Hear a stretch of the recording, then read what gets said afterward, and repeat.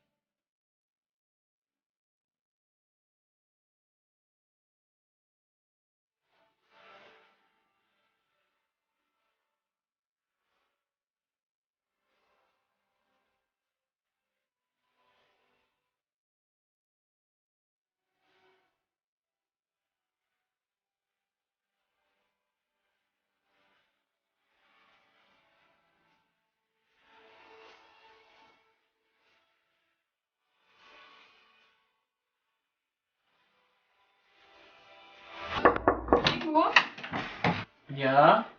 Was machst du da? Ich drehe einen Film. Eine Mercedes-Werbung. Nein, ein Film über das Ende der Menschheit. Auf deinem Schreibtisch. Mhm. Es wird ganz großes Kino. Aber warum so ein schweres Thema? Ich weiß nicht. Es beschäftigt mich halt.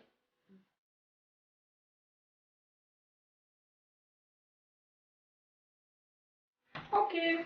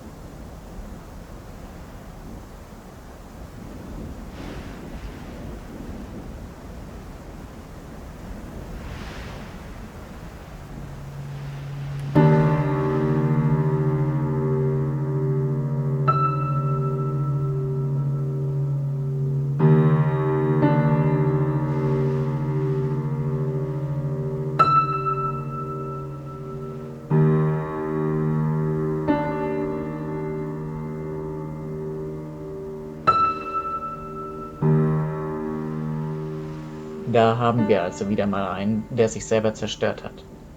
Wenn man unseren Informationen Glauben schenken darf, so hat es dieser Planet schon längere Zeit vorher vorausgesehen, dass es mit ihm so weit kommen wird, wenn er so weitermacht. Boah, nee, ey, was für ein Scheiß.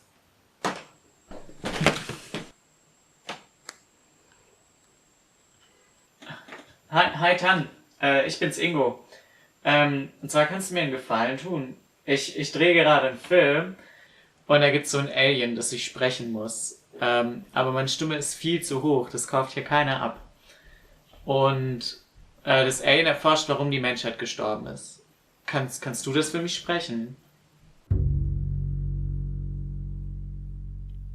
Da haben wir also wieder mal einen, der sich selber zerstört hat. Wenn man unseren Informationen Glauben schenken darf, so hat es dieser Planet schon längere Zeit vorher vorausgesehen, dass es mit ihm so weit kommen wird, wenn er so weitermacht. Als es dem Planeten dann gelungen war, all sein Leben zu töten, schickte man von unserer Seite mich als einen Energieexperten hin. Wir haben schon lange von unserem kleinen, aber äußerst aktiven Planeten Approxima Delta aus zugesehen, wie sie ihr Problem lösen wollten. Energie ist dieses geruch- und geschmacklose Material, aus dem ich bestehe. Komisch für Wesen, die reine Energie sind, zuzusehen, wie andere ihr Energieproblem lösen. Wir sind übrigens ein äußerst agiler Planet, der sich speziell der Sterbeforschung von Planeten zugewandt hat. Immer wenn einer hin ist, dann kommen wir.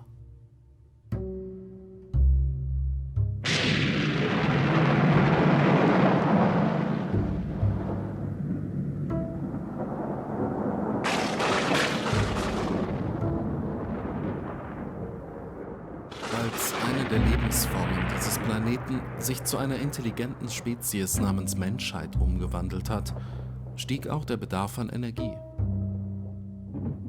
Die Energie wurde zu einer Gottheit der Menschen erklärt, die über ihr Leben bestimmte. Mit der Zeit löste sich die Menschheit von einer Fremdbestimmung durch die Energie und der Natur ab und bestimmte selber über ihren Planeten. Wie ein Kind, das sein Spielzeug auseinandernimmt, nahm der Mensch nun Stück für Stück die Natur auseinander und begann mit ihren Einzelheiten zu spielen. Aus der Natur, deren Teil der Mensch gerade noch gewesen war, wurde nun die Umwelt. Die Menschheit nährte sich dann Jahrzehnte von den Energiereserven ihrer Erde, die in Milliarden von Jahren von ihrer Sonne und dem Leben zu deren Kapital wurde. Ein exponentielles Wachstum an Bevölkerung und Intelligenz bedarf eben auch an einem exponentiellen Wachstum an Energie. Innerhalb der Lebensspanne von nur 2 Generationen wurde so der Planet an den Rand des Kollapses gebracht. Es begann ein Wettlauf mit der Zeit, um die Intelligenz von dem irdischen, limitierten Energiekapital zu entkoppeln. Der Mensch war seinem Ziel so nah. Als auf dem Planeten 3,5 Milliarden Menschen wohnten, wurde die nukleare Energie entdeckt. Doch seine Gier stand im Weg und ermöglichte keine nachhaltige Nutzung.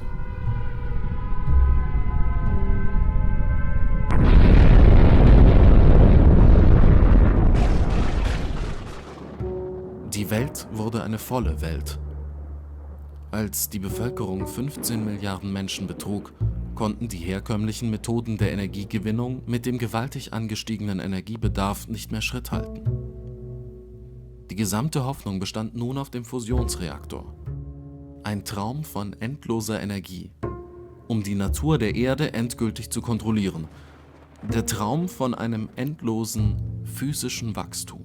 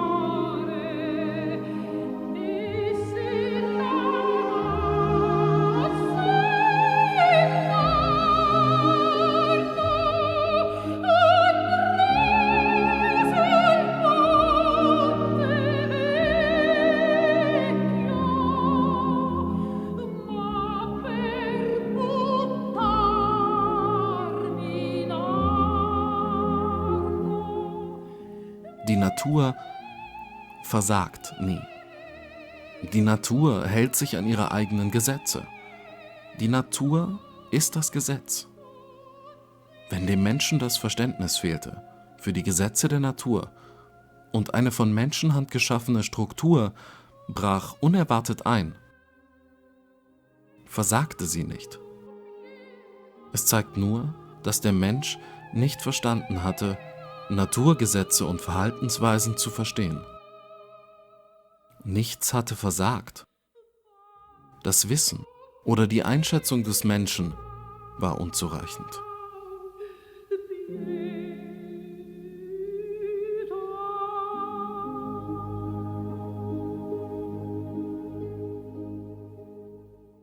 Der Mensch war eine egoistische Kreatur, dem es nur um den eigenen Vorteil ging. Das Streben nach Wohlstand wurde zu einem Grundrecht der Menschheit erklärt. Wohlstand wurde gleich Konsum gesetzt. In seinem Verhältnis zur Natur zeigt sich die ganze Anmaßung menschlichen Wirtschaftens. Indem der Mensch die natürlichen Systeme seinem Bedarf unterwirft, reduziert er ihre Vielfalt, machte sie verletzlicher und brauchte einen immer größeren Aufwand, um sie zu stabilisieren. Dabei war die Lösung zum Problem so naheliegend. Jedes Mal, wenn der Mensch sein Wissen einsetzte, stieg seine Erfahrung. Und sein intellektueller Vorsprung nahm automatisch zu. Energie kann nicht abnehmen. Wissen kann nur zunehmen. Es ist also wissenschaftlich klar, dass Wohlstand der Energie und Intellekte nur zunehmen kann. Wahrer Wohlstand besteht entweder aus Energie oder aus Wissen. Das physische Universum ist in seinem Wachstum begrenzt, das metaphysische jedoch nicht.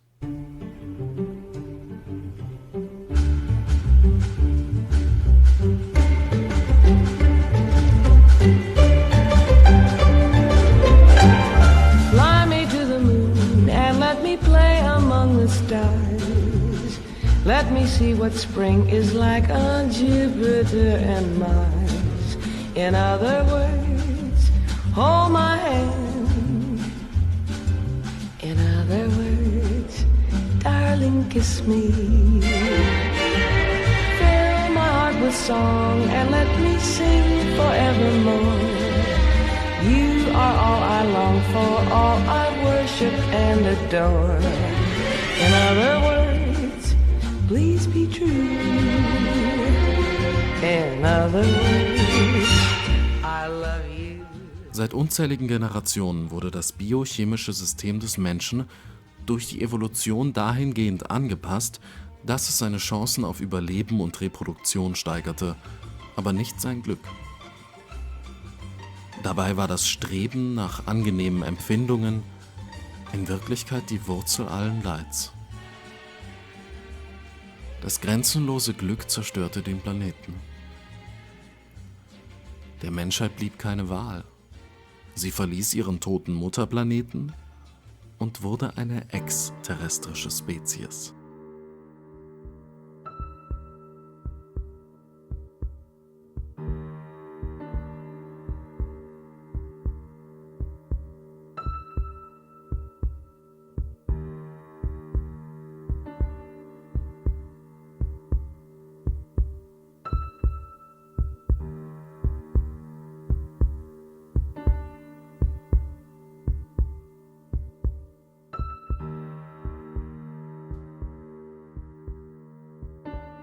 Und nachdem sich die Menschheit über die animalische Ebene dieses Überlebenskampfes hinausgehoben hatte, strebten sie an, sich in Götter zu verwandeln und aus dem Menschen den Übermenschen zu machen.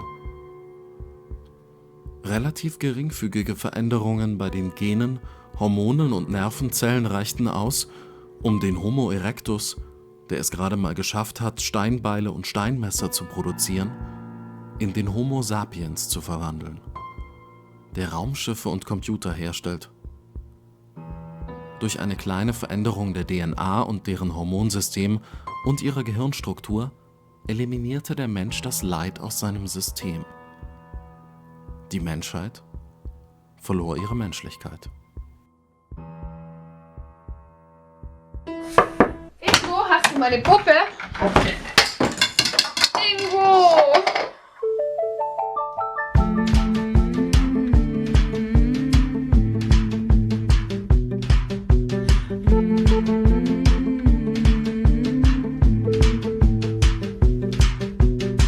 Wir haben genügend Kerosin für den Raketenstart. Ein letzter Check noch zur Sicherheit. Die Ausrüstung stimmt, alles parat. Wir sind zum Aufbruch bereit. Wir sind seit Tagen schon in Baikonur und harren aus in Quarantäne. Die Experten gehen ein letztes Mal über die Pläne. Wir haben die Katastrophe kommen sehen und den Griff nach der Macht mit viel Witz kommentiert. Hatten geglaubt, dass das System sich selbst reguliert.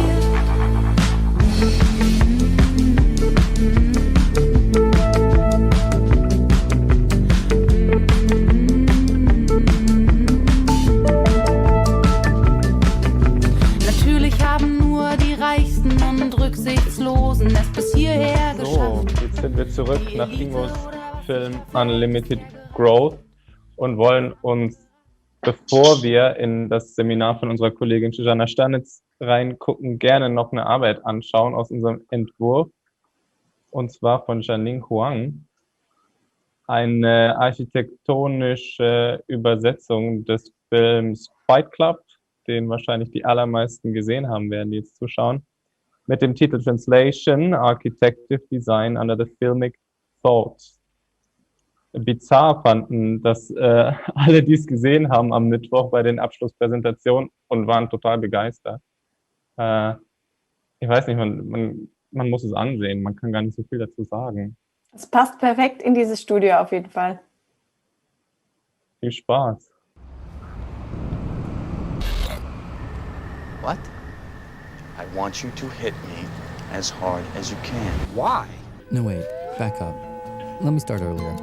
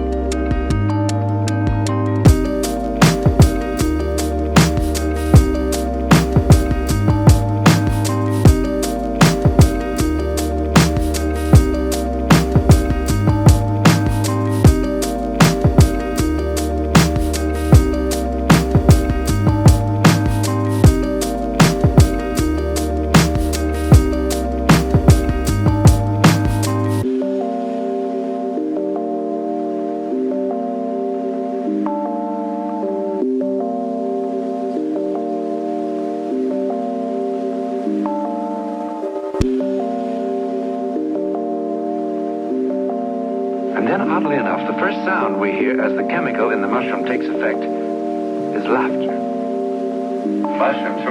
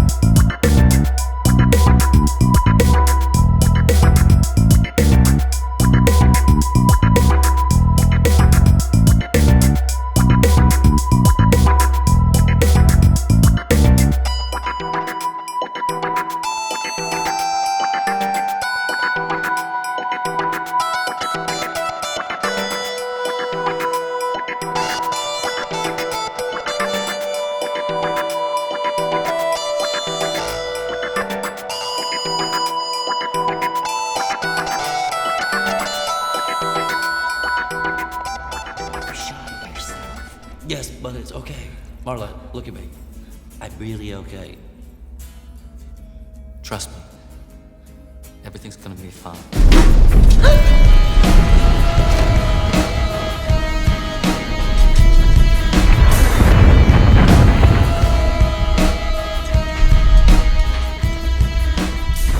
You met me at a very strange time in my life. With your feet on the air and your head on the ground. Try this trick and spin it. Yeah. Your head will collapse if there's nothing in it, and you'll ask yourself, where is my mind? Where is my mind? Where is my mind?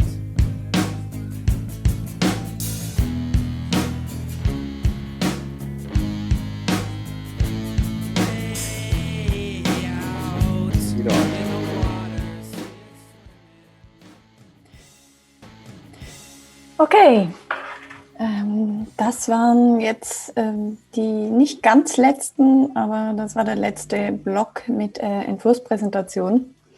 Und ja, wir werden nachher noch mal ein bisschen was zum Entwurf sagen, aber als nächstes würden wir jetzt unsere Kollegin Zsuzsanna Stánitz zu Wort kommen lassen, die ein Seminar über Immaterial Labor and Architectural Practice gemacht hat. Ich werde das jetzt auch gleich auf Englisch vortragen, weil das Seminar war ein englischsprachiges. Genau, also define as the labor that produces the informational and cultural content of the commodity. Immaterial labor has been at the center of discussion on contemporary work culture and ethics. Discussing theories as architectural labor, the soul at work, and cognitive labor, the seminar examined the notion of the research turn in architectural profession and what the idea of the architecture turned theoretician entails. The idea was to provide diverse outlooks on the profession for the next generation of architects whose perception of their future practice perhaps differs from the already canonized path. We will now see a short extract from the discussion with students in one of the sessions. So, welcome everyone. I'm happy that all of you made it today. Let me introduce you to my colleague, Dr. Matteo Trentini. I've been sharing an office with Matteo, well, digitally sharing an office with you the last year. But physically speaking as well, we shared an office, and Matteo and I had a lot of conversations actually around this topic in the last couple of years as well, leading up to this very moment now. You will know and notice perhaps that his expertise lies in deeply architecture history as well, as much as theory. So his take on a lot of the theories that we already discussed, or the ideas we discussed, will be perhaps controversial, perhaps provocative, perhaps completely the opposite than what we think. And that's exactly the reason why I invited him today. So basically, I would like to dedicate the first few minutes perhaps to find, and also perhaps give Matteo some kind of insight into what we have been discussing so far, and especially where your heads are at, concerning what is this topic, what we are discussing. So this whole idea of immaterial labor, and concerning all the thematic clusters that we discussed, of course, concerning from Peggy Deemer's immaterial labor at an introduction seminar with its definitions. But of course, when we went on to discussing the culture and the creative industry, is some of you perhaps who prepared their presentations, if you could voice some of your takeaways from those sessions, that would be useful. Then, of course, what we discussed was the cluster with architecture frustrated by building, where we tried to look at attempts of current journals, partially, or exhibitions, or publications trying to push the conventional practice of architecture, and how to understand that unsolicited nature of it, perhaps. And then most recently, we discussed the whole idea of research as a new category and as a new funding opportunity, and how architects have the chance to actually reach out for research fundings, and what research should and could mean in the future for the practice and for your own profession. So I would actually just really start with a very easy introduction to these ideas. that perhaps comes from you guys. What is your take on this whole idea of immaterial labor, where we are at with it, especially based on your presentations, but also the general discussion that perhaps other people introduced? I think reading all the different theories that pointed out that immaterial labor has so many more aspects than I personally knew before, because I always had my point of view of immaterial labor, and I think I'm always saying that, but by looking at someone else's opinion, or even someone who isn't traditionally seen as an architect having a view on immaterial labor, and then trying to understand his point of view and then incorporating a few aspects of his point of view in my own, if that makes sense, was very eye-opening for myself. And even so that you can see our whole society or the change in the work industry, or furthermore in the creative work industry, to becoming more immaterial. I found that very fascinating, and I actually talked to a friend who studies business, and he was just trying to explain to me like how money and investment nowadays aren't actually based anymore on materials. But that was actually really, really interesting, because that shows that our whole society, which is monetarily based, well, we live in a monetarily based economy, that is based on immaterial goods. And that's so abstract that I thought that was an interesting point as well. I remember the one text about the creative class and the value of it. Mm-hmm. And for me, it was very encouraging, because in my work experience, it's always a bit weird, because you feel like you have no idea about how to build a building or like construction details. And you're always a bit ashamed of, I'm finishing my master and I have no idea about anything.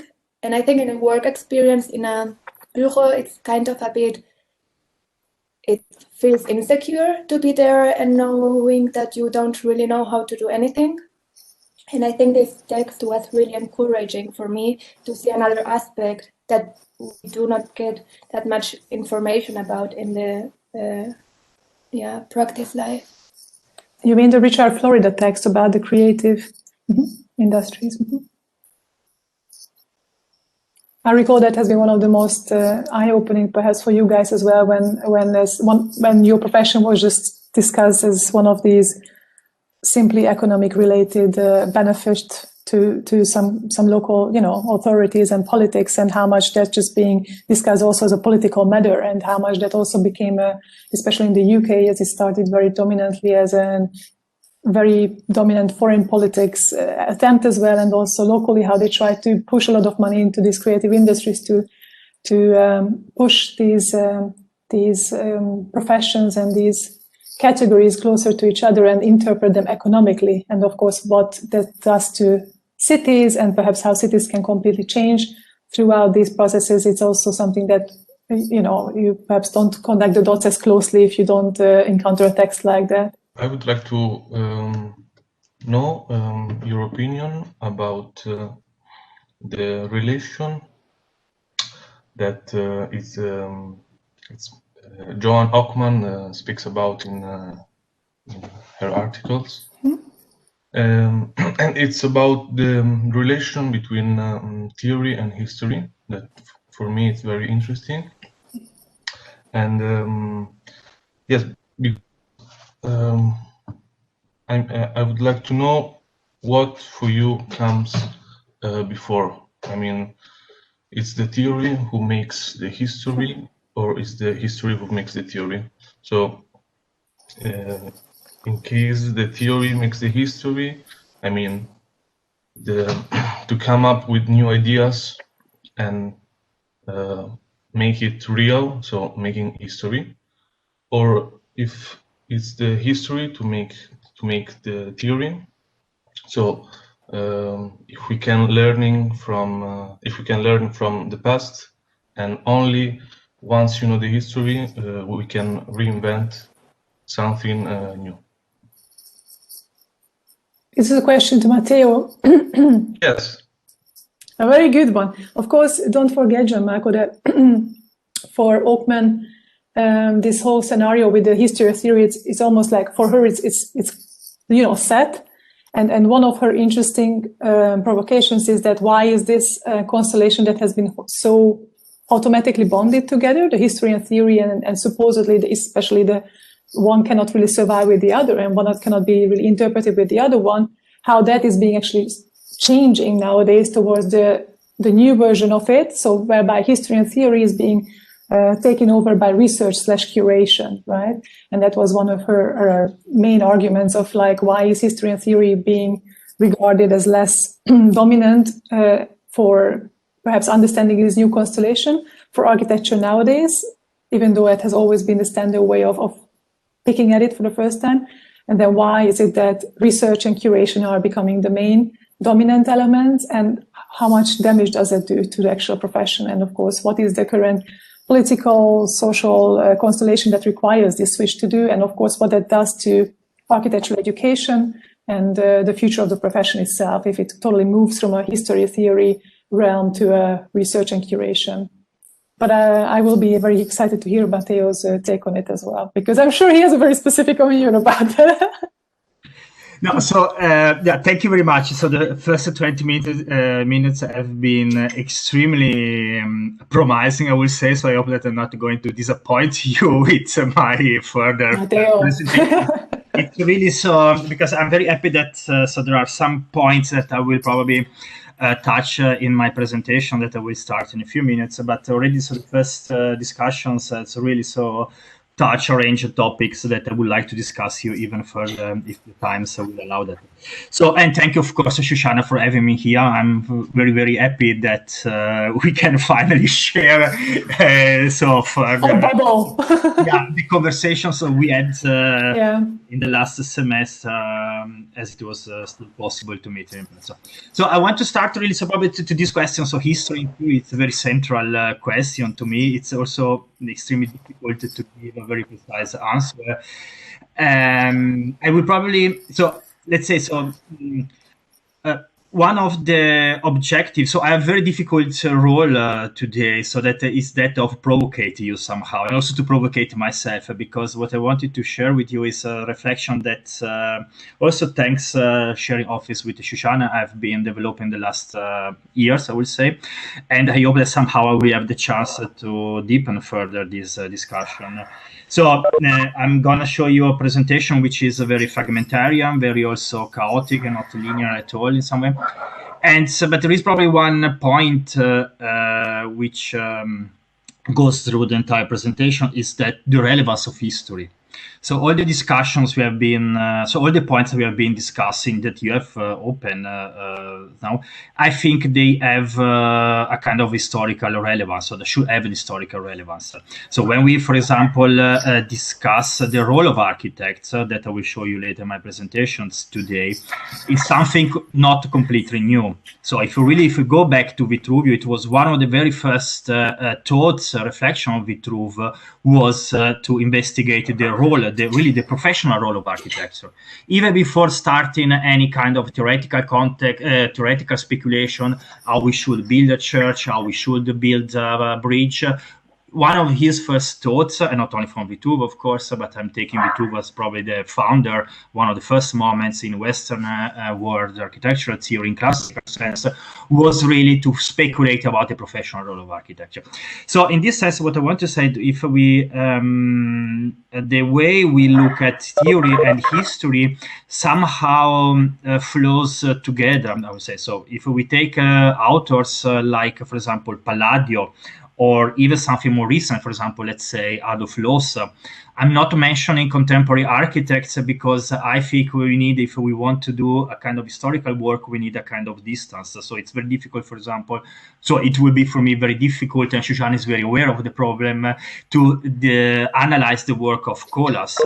So because we are very in the middle of Colas productions, but I'm pretty sure, I'm sure that Colas will have a role in the history of architecture as something like it that can be compared with Le Corbusier, for example. But just just take some historical objects, like for example Le Corbusier. How can we divide the Le Corbusier architect from Le Corbusier theoretician? So it's famous that Le Corbusier writes so many books as he actually built projects built. So it's really so very difficult for me to differentiate between the theoreticians and Le Corbusier as an architect. So what is interesting is really to try to search for the moments where theory and architectural production comes together. And the same is valid probably for Le Corbusier, but for many other architects that use the professions not only to build, but also to produce speculative reflection. Adolf Loos or many other architects in the history, and Colas, of course, will be one of them. So what comes first? History of theory.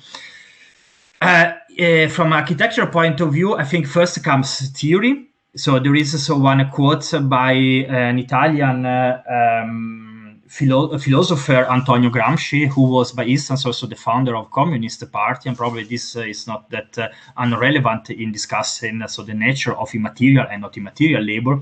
Anyway, he said that any person is intellectual. Not all persons has an intellectual role in the society. And I will say the same is valid also for architects. So all architects are theoreticians, but not all architects are acting as theoreticians. I mean, so if really we think at the nature of project, the essence, the structure of projects as intellectual instruments, is I think clear that developing a project is an intellectual process. And not a creative process. That will be my claim of my presentation probably later. But really, so I'm sure that really so to develop, to articulate a project in terms of drawings, in terms of spatial reflection, technical, economical, is an intellectual process, and therefore also a theoretician's process. But not all architects are interested even in collocating themselves within the debate as a theoretician. So Colas is, of course, probably the most striking example. So architects working as a practicing architects, but also working as theoreticians. Other architects, for example, I think, I don't know, Herzog de Meuron. I'm not aware of any theoretical or very little theoretical work by them. But I'm pretty sure they are theoretician architects. If I look at their works, their built works, I can find a lot of theoretical thoughts. The question is that how we as scholars probably look at those architects. So do we look at an historical or a theoretical, of some theoretical perspective? And I think the two aspects blurs very, or the ideal file should blur together. But how architects look at history and theory, I would, if I have to give an answer, I would say that first comes theory automatically. So architects are always theoreticians. But not all architects are interested in positioning themselves as theoreticians within the debate. So the role of architectural theory. So should be architectural theory productive discipline, or is just an observing discipline?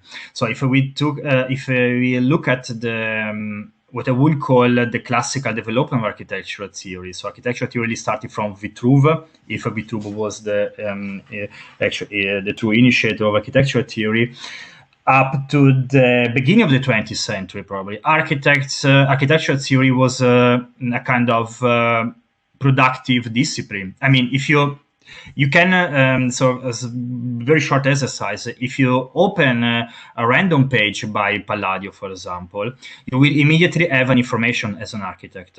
So how you should build a church, where you should build a city, or where you should not build a city, and why. Do the same, try to do the same with architectural theory, contemporary architectural theory. So try, for example, to open a page of Colas, you will never get any information on how to build something. So how to produce architecture, or how not to produce architecture. There is completely different completely different perspective. There is a completely different objective in contemporary or the modern architectural theory. So this changed for me at the beginning of the 20th century, in a moment where, and this is also something that I would like to discuss within my presentations, architecture became a discipline of organization. So it's architecture, if ever was an artistic discipline, fulfill its transformation into a technical discipline. And again, I don't want to say that in a positive or negative way. I'm just trying to observe a transformation within the discipline. So if we think really, so how architects, like for example, Le Corbusier produce architects, we compare to how architects 20 years before Le Corbusier conceived architecture. There is an extremely huge transformation that probably never occurred in history.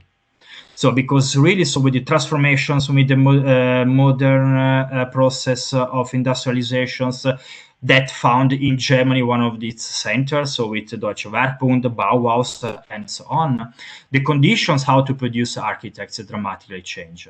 And not only so how to produce a project of architecture, but also how to produce architectural theory. And this is really so the beginning of the 20th century for me is the moment where these conditions dramatically change, as probably never before in the history. I think one of the interesting points, and I will be curious to get back to that point perhaps after your presentation, is to see what happens to architecture once it's no longer actually producing, no longer talks about building at all whatsoever. Yeah.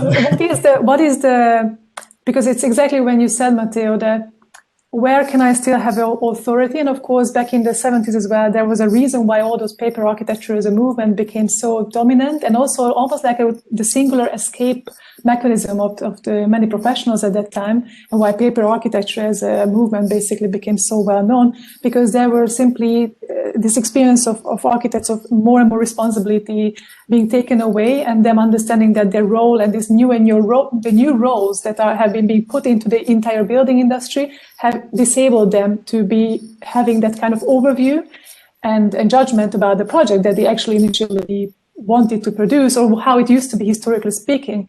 And of course, the question is as well, and we can get back to it after your presentation, Matteo. So what happens, for instance, when an architecture company or an individual, for instance, in the case of Kohlhaas as well, they say, okay, now we want to take back, we want to be in charge of determining conversation. And the way we can determine conversation about architecture is perhaps not through buildings anymore, but I'm going to then go to the Far East, and I'm going to look at urbanism, and I will be the first one per se to create a proper publication for the architecture discipline about it. For that reason, only for that reason, I'm already determining how that conversation is going to evolve in the future. And of course, the question is quality-wise and quantity-wise, like what are we talking about? Is it really much? But it's undoubtedly initiating something. And the same goes back to this countryside project. Like that's something that we also talked about so much with Matteo. Like, I mean, architects, you guys thinking about, urbanism and the connection and disconnection between countryside and main cities is not something you never thought about. I mean, it's something that you always thought about and you took it for granted as it is. But then how is it that it took 2019 and 20 until a contemporary architecture office said, I'm going to investigate it furthermore, and I'm going to make a publication, and I'm going to make a research project about it. So I put this agenda on the horizon of architecture profession in 2020. And through this gesture itself, they determine how the conversation will flow. Of course, the conversation will generate more conversations, and the initial theories might be broken down and might be questioned, and perhaps that's also the aim. But this kind of moment of taking back the responsibility of the agenda that has been so much lost also, as Matteo described, is an interesting moment. And how do architects deal with that moment? And what are the directions they take?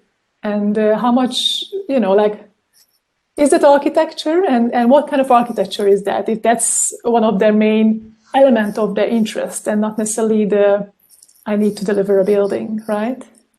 I was wondering, Matteo, you said during your presentation that architects cannot act as perhaps influential political actors or voice in order to let bigger projects such as bigger urbanistic development projects within cities to be kickstarted, and because that's somehow out of your capacity in terms of responsibility and just a barrier.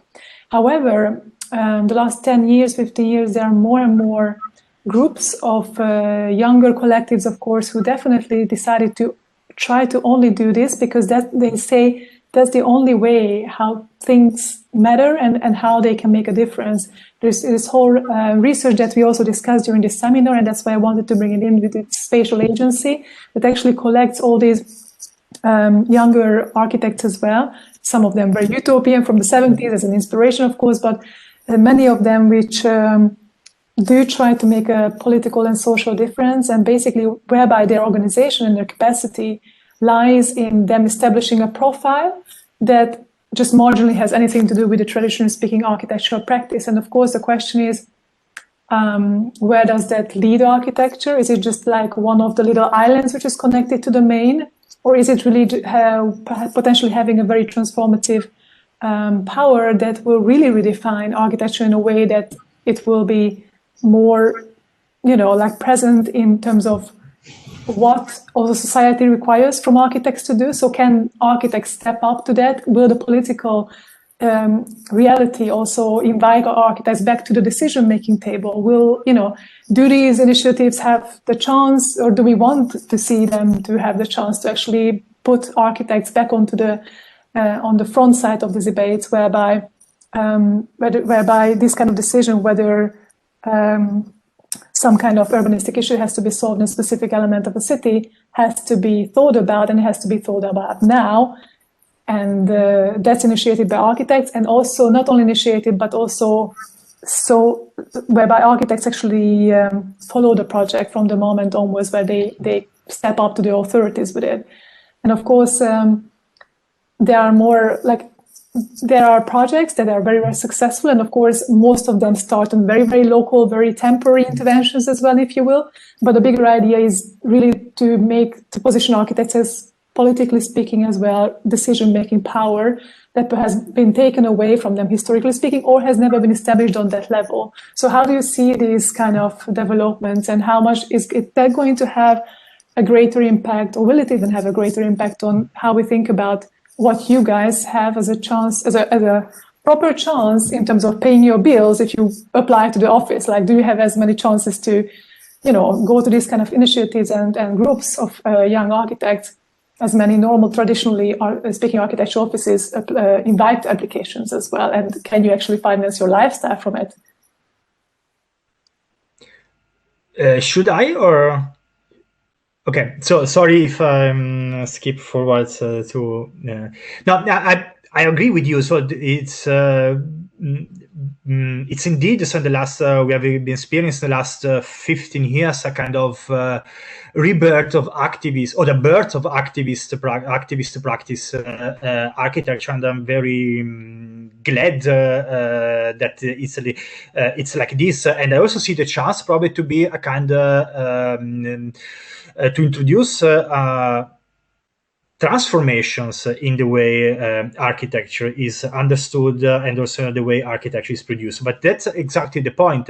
So one of the first, or probably the very first act that all these activists experience are trying to do is to questionate not the, I would say, formal results of architecture, but the practical, the material, I would say, ways in which architecture is produced. So they are trying to liberate themselves from a kind of main system or a same star system way of producing architecture. They are developing a completely different notions of networking.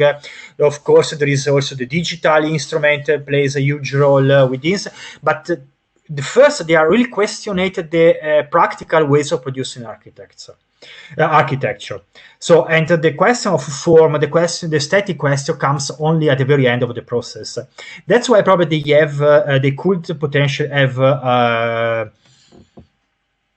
small or big part of success, because the first things that they are trying to do is really to radically change or radically questionate first the way how we intended the architecture process in the last, how we have been understanding architecture.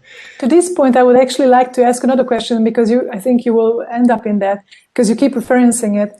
So does the current status as it is, or the way we perceive architecture, which is probably radically different already from how 2 generations prior to us have received architecture, does the current status of architecture need, pushing boundaries? Does it need to reinvent itself in order to survive in the future? And is it necessarily something that will come with time?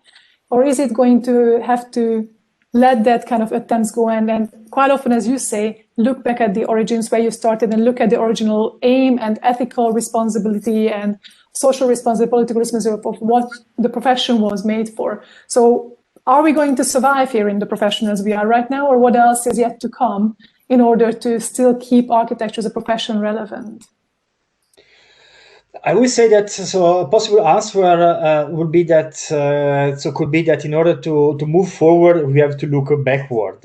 So really, it means now. So joke besides. So I really think that the first necessary process should be to analyze and to strictly understand the conditions in which architecture as intellectual discipline has been produced and is produced nowadays. In this sense, I think this seminar contributes or the contributions in this sense. I think the first necessary act should be that one. So to understanding how architecture is produced, because otherwise we will have this sort of how do you say? I don't know, so utopian claim for a better society, or architecture turn everything has to be critical, everything has to, so as architecture would have the instrument to change the world within 5 days. No, architecture need to have political positions.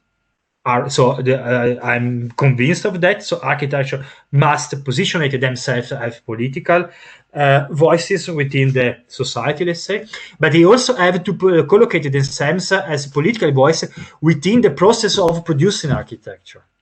It means really to understand how architecture is produced, which are the material conditions in which architecture is produced. Because sometimes I really think that just because we build some, bottom-up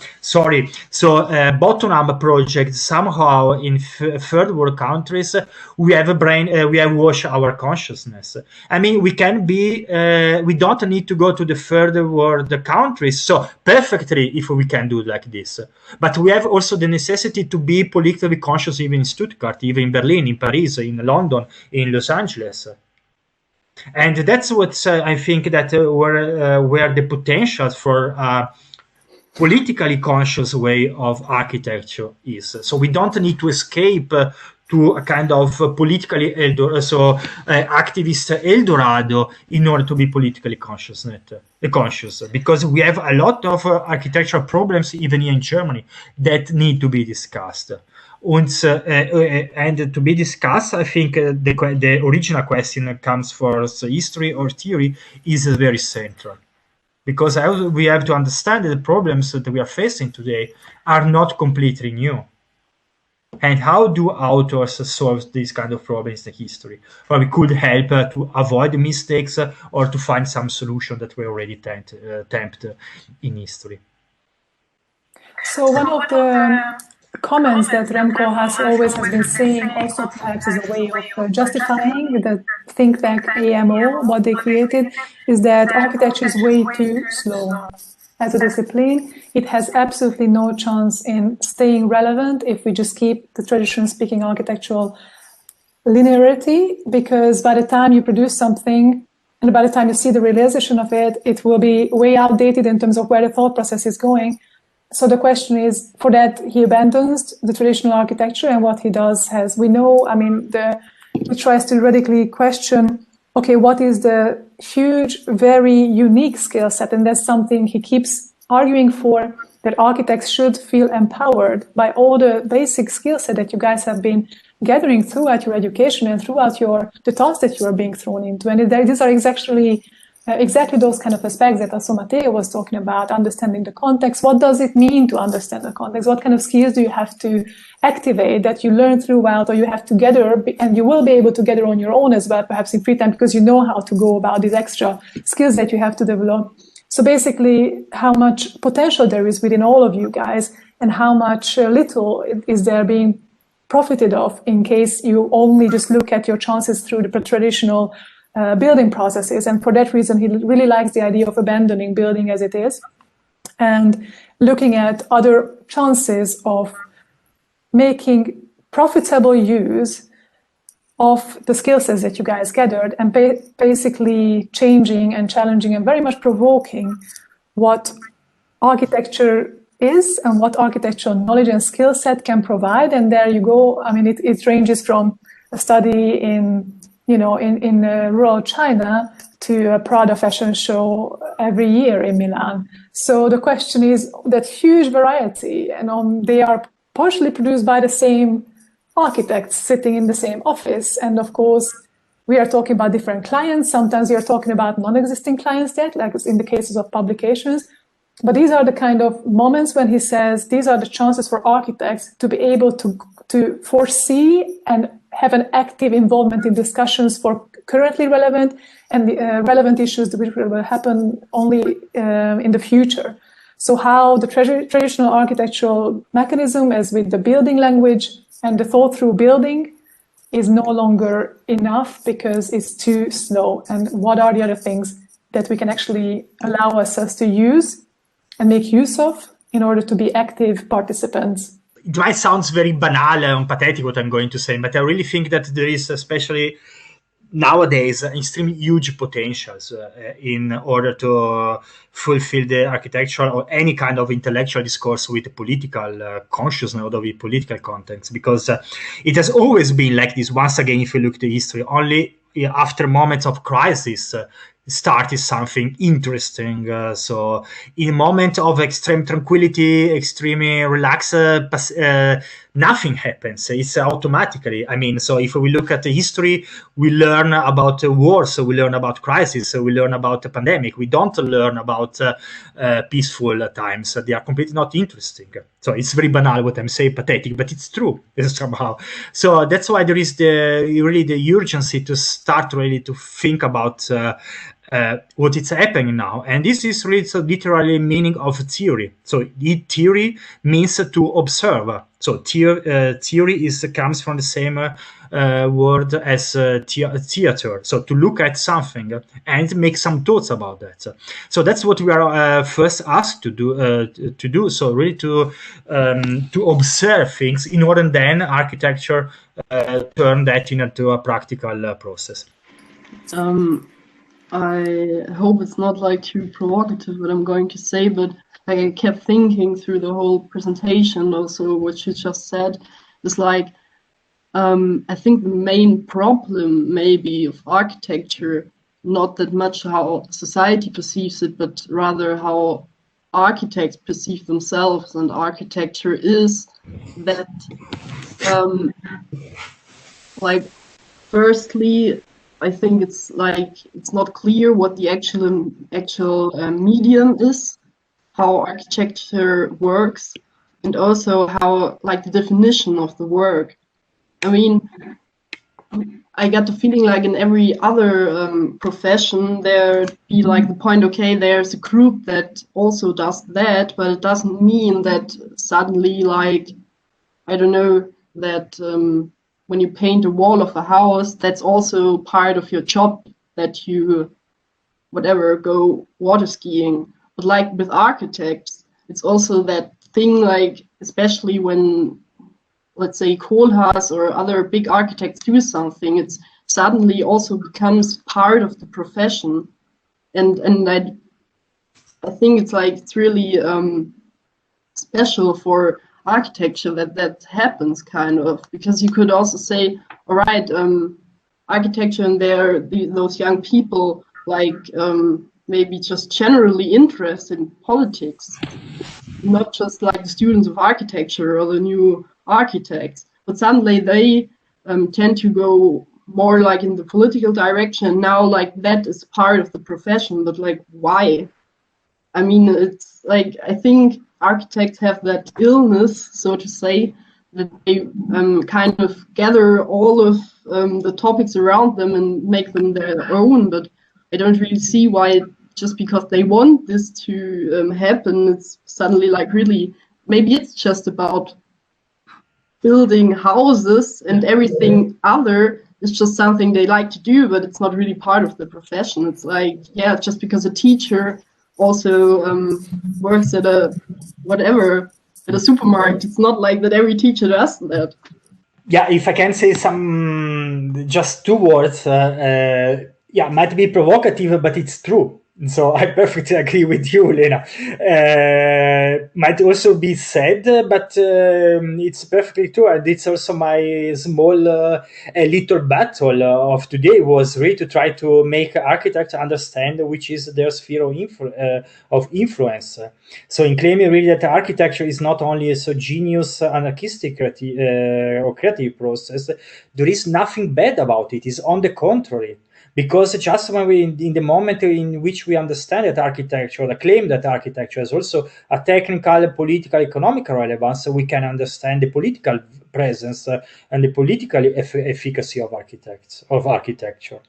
And that's really, so in this sense, I'm extremely interested in the discussion that you are doing in the seminar, because I really think that it's necessary to understand if we wanted to give an activist, I don't know if we have, or if we want to, but the first step is really to understand, which is the professional dimension, the professional context of architecture today. Otherwise, really, so we invited architects of Teil to the talk shows, and they speak about everything except architecture. So that's the main problem. I perfectly agree with you. So that's it's what the board would have called a society of a spectacle. So nobody talks about the discipline itself, but there is really so the kind of I don't know why architects has to speak about everything. So. The question is as well, what is architecture at the end? And how could you answer this question in 1905, in 1965, and in 2025, right? Because I think it has a lot to do with it. And I don't think there is going to be a definitive answer. And no, of course not. It's just an exciting thing to always just exercise on and see and test other people and your colleagues to see how they react to it. Because I'm pretty sure most of us have very different components in that big bubble. And that's why it's interesting. Yeah, absolutely. I would like to thank you immensely for joining us and providing this very important, very different take, which was super crucial to me. And I knew from the beginning that I will let you come at the end so that we can question a lot of other things that we discuss, because if we do it in the middle, then oh my God. So it's very good, and it's very important that you have been here, and I'm very happy that our conversation continued on this level as well. In this sense, I also have to thank to all of you, to Zsuzsanna, of course, for inviting me here, and also for giving me the chance finally to institutionalize at least a part of the discussion that we kept private so far. And also for I want to thank you, of course, for all of you. I had really some important comments. I will take some comments with me. Thank you very much to all of you as well. You have been great as always. Yeah. Very, very, very good group. I'm really, really happy about this year's semester.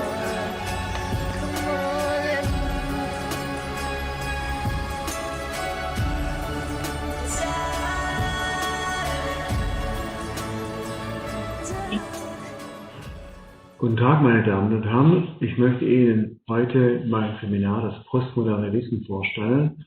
Ein Seminar, das wir im Wintersemester 2021 abgehalten haben und in dem es um den Begriff der Postmoderne und seine Anwendung auf die Architektur dieser Zeit, also der 70er und 80er Jahre, ging. Am Anfang stand die Frage, was bedeutet der Begriff der Postmoderne überhaupt? Und lässt sich die Postmoderne als eine Epoche abtrennen von der Epoche der Moderne? Oder gibt es doch gemeinsame, grundlegende Strömungen, die nach wie vor vorhanden sind? Wann beginnt die Postmoderne also und was sind ihre charakteristischen Elemente? Wenn von Postmoderne in der Architektur die Rede ist,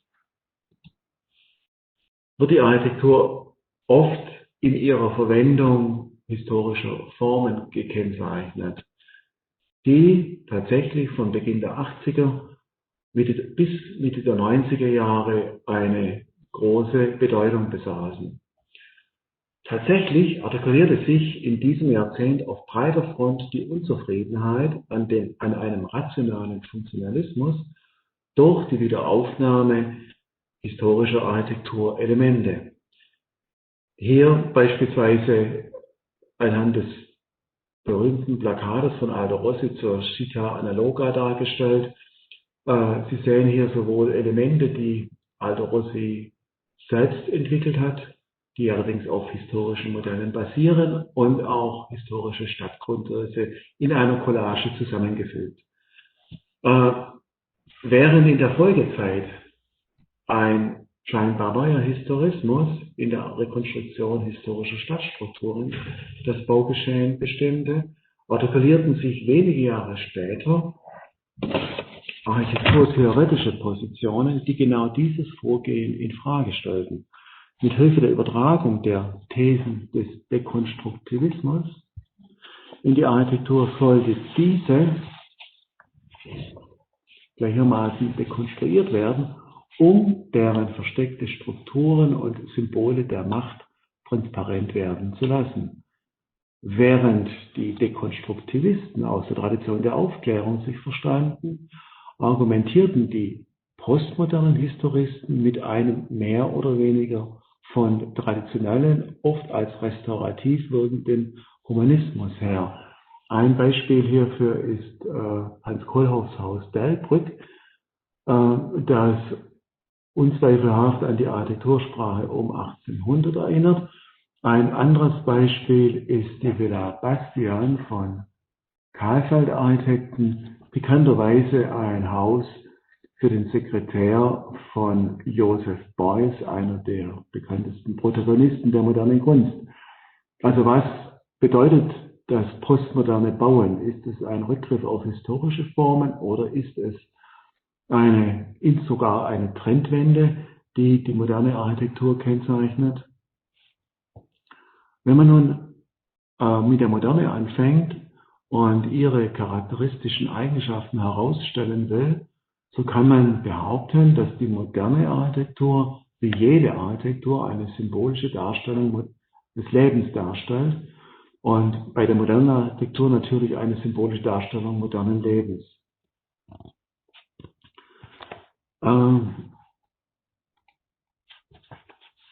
Der wichtigste Text, der diese Elemente der modernen Architektur charakterisierte, war The International Style von Henry Russell Hitchcock und Philipp Johnson für eine Ausstellung im Museum of Modern Art in den 30er Jahren. Anhand von charakteristischen Elementen der modernen Architektur oder auch anhand von Kategorien der modernen Architektur wurde sie als, ja, man kann schon fast sagen, als neuer Stil etabliert, der einem modernen Leben als Grundlage oder als Ausdrucksform dienen konnte.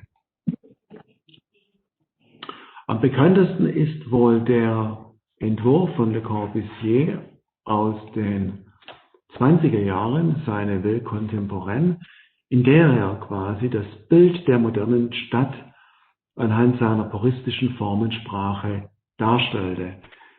Ein weiterer Entwurf, der auf der Ville contemporaine basierte, der Plan Voisin für Paris, zeigt quasi die ins Giganteske gesteigerte Vision der Ville contemporaine anhand einer Neuplanung für Paris, die letztendlich den gesamten Abriss der Altstadt bedingte.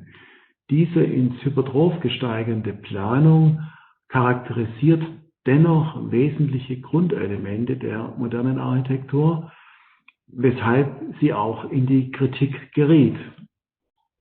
Das konnte letztendlich auch nicht vermieden werden, obwohl Le Corbusier ständig bereit war, seine Architektursprache zu reformieren. Denn eine ganz andere Welt symbolisiert die Unité Habitation. Nicht mehr die präzisen euklidischen Körper bestimmen das Ausdrucksgeschehen, sondern der tektonische Kräftefluss und die Oberfläche des schalungsrauen Betons. Eine dionysische Antike hatte die kühle Welt maschinenartige Rationalität abgelöst und den architektonischen Elementen eine ausgeprägte Muskulatur verliehen. Ohne die grundlegenden organisatorischen Prinzipien der Moderne zu verabschieden, wurde die Architektur sinnlich körperhaft und erhielt materielle Präsenz. Die Architektur der Corbusiers erneuerte sich, indem sie tektonisch wurde, blieb aber trotz ihrer Rauigkeit und körperlichen Schwere modern, weil sie wesentliche Paradigmen der modernen Architektur nicht der Kritik unterzog, sondern mit verändertem Ausdrucksgeschehen unter der Oberfläche beibehielt. Die Corbusiers-Architektur ist trotz ihrer Archaismen und mythologischen Bezüge keine postmoderne Architektur. Erst als die formale Erneuerung die grundsätzlichen Probleme der Moderne nicht mehr überdeckte, setzte eine fundamentale Kritik an den Grundlagen der modernen Architektur ein. Und hierfür steht quasi ein Theoretiker beziehungsweise ein Psychoanalytiker zu Beginn der 60er Jahre mit einem Buch, das damals sehr populär wurde, und zwar Alexander Mitscherlich mit seinem Buch Die Unwirtlichkeit unserer Städte, die quasi bei ihm als zugespitzte Kapitalismuskritik formuliert wurde.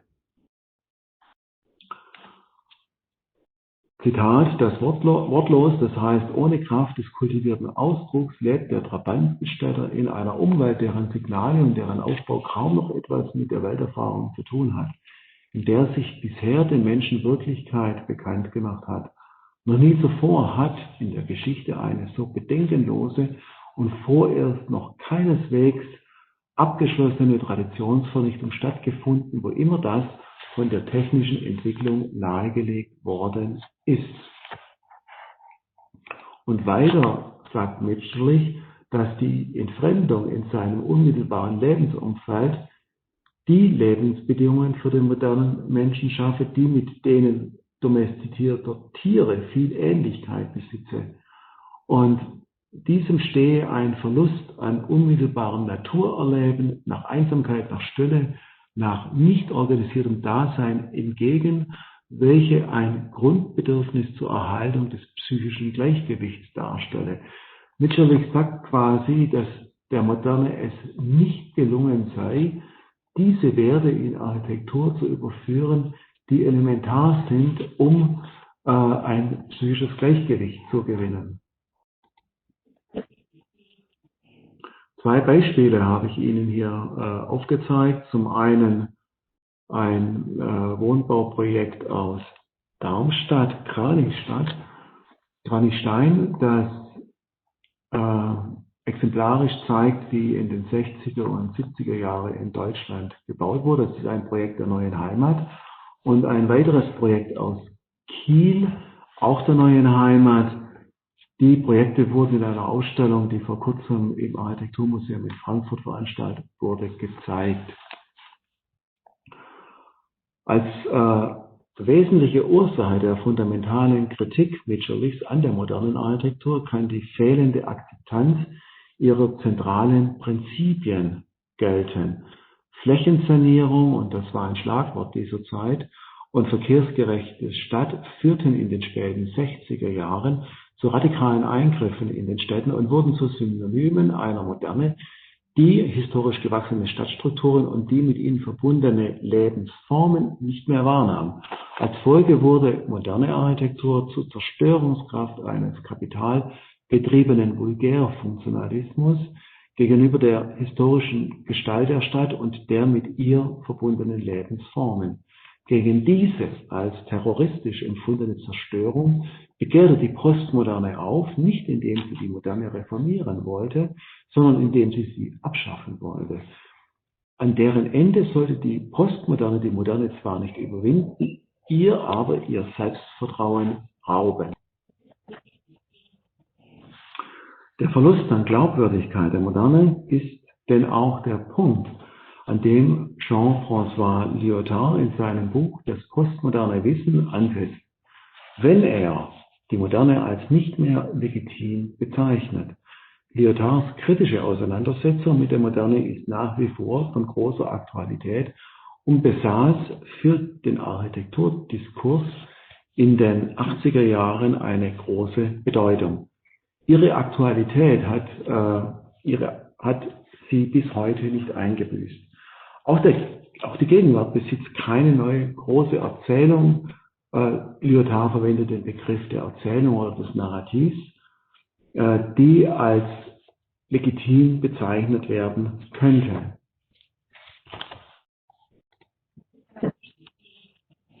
Der Glaube an die Überzeugungskraft der Vernunft und der durch Vernunft begründeten Ziele sei die Meta-Erklärung der Aufklärung, die die Wissenschaft bestimme und damit auch die Ausgestaltung der Institutionen und den sozialen Zusammenhang.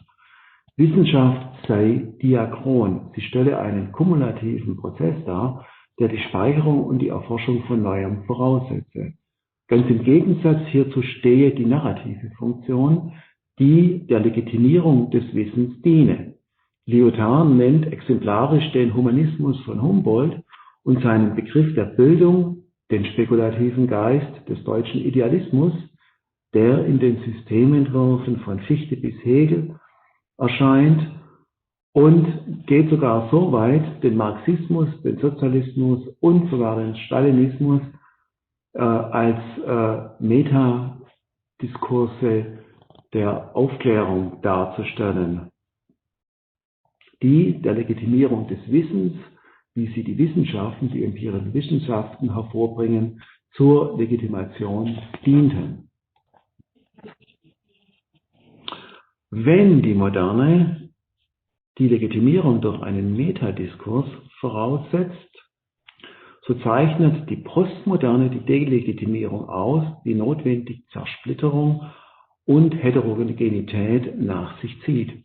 In dieser Situation bietet auch die Wissenschaft keine Orientierung mehr, denn sie spiele ihr eigenes Spiel, könne aber die anderen Sprachspiele nicht legitimieren. Das soziale Band sei sprachlich, aber nicht aus einer einzigen Faser gemacht. Vielmehr sei es ein Gewebe, in dem sich zumindest zwei Arten in Wahrheit eine unbestimmte Zahl von Sprachspielen kreuzten, die unterschiedlichen Regeln gehorchten. Lyotard bezieht sich hier mehrfach ausdrücklich auf Ludwig Wittgenstein und seine Theorie der Sprachspiele, in der er die Grundideen der postmodernen Welt erkennt, die eine Art von Legitimierung besitze, als sie die Performativität entformen habe. Ein wichtiger Begriff bei Lyotard ist der Performativität, der letztendlich Effizienz und Input-Output-Verhältnis meint. Zitat von Lyotard: Der Staat und/oder das Unternehmen geben die Erzählung der idealistischen oder humanistischen Legitimierung auf, um den neuen Einsatz zu rechtfertigen. Im Diskurs der stillen Teilhaber von heute ist der einzige kreditwürdige Einsatz die Macht, Puissance. Das Sprachspiel der Performativität bedeutet Effizienzsteigerung, die in den postindustriellen Gesellschaften zum Ersatz der Normativität der Gesetze durch die Performativität führen. Performativität und die Unterordnung unter verschiedene Formen der Macht bestimme die Gesellschaft wie die Lehranstalten und lasse die Emanzipation des Menschen als Zweck an sich und die akademische Freiheit einer anderen Zeit angehören. Zitat: Die Frage, die explizit oder nicht von dem auf seine berufliche Laufbahn orientierten Studenten, dem Staat und von den Institutionen der höheren Ausbildung gestellt wird, ist nicht mehr, ist das wahr, sondern wozu dient es? Im Kontext der Merkantilisierung des Wissens bedeutet diese letzte Frage meistens, ist es verkaufbar? Und im Kontext der Machtsteigerung, ist es effizient? Dieser Zusammenhang sei nicht mehr gültig, weil es nicht mehr gelinge, das wissenschaftliche Wissen über einen Metadiskurs, eine große Erzählung zu legitimieren. Das postmoderne Wissen zielt im Unterschied zu den die Macht stützenden Konsens nicht auf Performativität, sondern bilde heteromorphe Sprachspiele aus. Sprachspiele stehen für Lebensformen, die die sozialen Interaktionen nach Regeln und Bedeutungen bestimmen.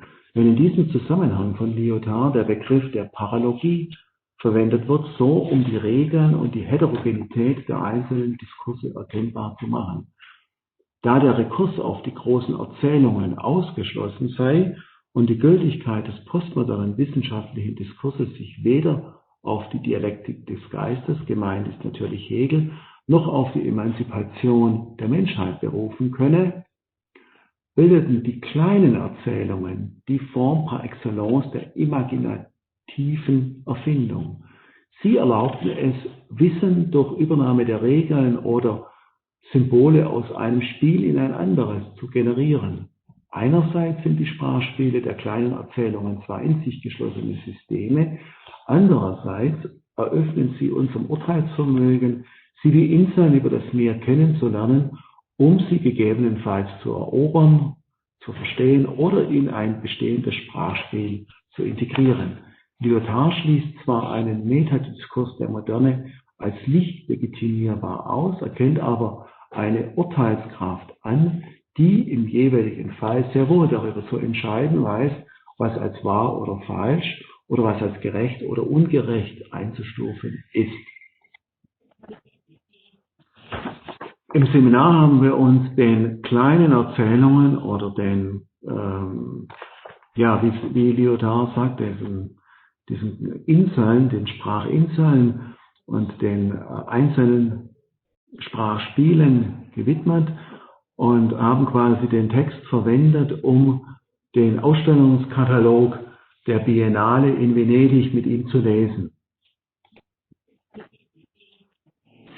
Wir haben uns mit Architekten wie Robert Venturi und John Rauch, Dennis Scott Brown auseinandergesetzt, die die Theorie des dekorierten Schuppens geprägt haben, der konträr zu einer expressionistischen Moderne, wie sie Paul Rudolph beim Crawford Manor House formuliert hat, zeigt. Wir haben uns mit Stanley Tigerman beschäftigt und wir haben ein schönes Referat über Quinlan Terry gehört.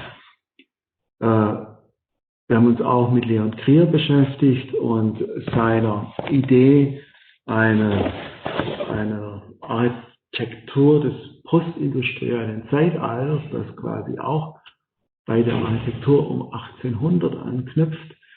Wir haben uns mit Aldo Rossi intensiv beschäftigt und seiner Architektur der Stadt, mit Charles Moore und Oswald Matthias Ungers und seiner Theorie einer morphologischen Architektur. Viele kleine Narrative, die als, man kann sagen, als Diskursinseln in den 80er Jahren entstanden und ja, schon auch sich gegenseitig berührten, aber vielfach auch kleine Gemeinden bilden, die ihre kleinen Diskurse führten, aber keine große Erzählung, wie es Lyotard für die Geistesgeschichte formulierte und wie es die Architektur von Le Corbusier für die moderne Architektur tat.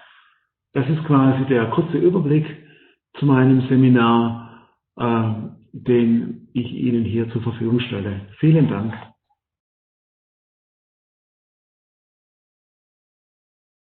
Wrap-up des Tages, bevor es dann mit der Abendveranstaltung weitergeht, die ja auch auf verschiedenen Kanälen gestreamt wird. Wir wollten abschließen mit einem kurzen Ausblick, anknüpfend an die Diskussion, die wir mit Olaf Grawert geführt haben. Werden wir uns im nächsten Semester auch mit dem Kulturphänomen der Memes beschäftigen und diese eben auch als unterkomplexe Vermittler, aber auch ortkritische Kulturproduktion nutzen, um davon ausgehend dann im Entwurf eine Art Anti-Stuttgart planen zu wollen oder zumindest den Versuch dafür zu starten. Und es geht uns darum, das werden wir auch in dem begleitenden Seminar noch bearbeiten, aus einer Kritik in was Produktives, Positives zu gelangen. Genau. Ich weiß nicht, Leo, möchtest du noch was zum Seminar sagen? Ja, ich meine, wir hatten jetzt in diesem Semester so die Maxime Produktivität, weil wir das Gefühl hatten, diese Online-Lehre ist lähmend. Und ich glaube, wir haben das geschafft, da wirklich, also ihr habt das geschafft, Studierenden mit uns haben geschafft, wirklich da hinzukommen, was hinzukriegen, gerade aus dieser Situation was zu machen. Und wir grätschen sozusagen dazwischen und sagen, wir wollen jetzt kritisch arbeiten. Und die Frage ist für uns sozusagen, wie kann Kritik produktiv sein? Und da haben wir auch schon in diesem Semester so einige Ansätze kennengelernt. Wir hatten mal eine ganz interessante Diskussion über Adorno. Auf solche Sachen werden wir zurückkommen. Aber neben Theorien wollen wir uns auch intensiv mit architektonischer Praxis beschäftigen. Da gibt es verschiedene Beispiele, die uns in den Kopf gekommen sind für so eine Ästhetik. Man kann mit den, mit diesen Pop-Experimenten aus den 60er Jahren anfangen, die wir vielleicht von Archigram kennen und so weiter. Man kann weitergehen zu Robert Venturi, Denise Scott Brown. Wir haben viele Sachen vor und gehen dann auch weiter in die Gegenwart zu Architekturbüros wie Fed Architecture aus dem Vereinigten Königreich, die jetzt nicht mehr aktiv sind, aber natürlich als Architekten weiter wirken. Das sind so einige der Dinge, die wir vorhaben im kommenden Semester. Genau, und was wir beibehalten werden, was jetzt auch schon Thema des ganzen Tages war, ist eben diese Produktion im Format Video. Also es wird alles auf Streaming ausgelegt sein. Wir werden auch während des Semesters, diesmal nicht erst zum Abschluss streamen und mit euch oder den Studierenden dann eben verschiedene Zwischenformate auch produzieren, die dann schon Teil des Ergebnisses sein werden. Ja, ich glaube, es ist 19 Uhr, Zeit für wir gehen die zu unserem Stoa-Tag.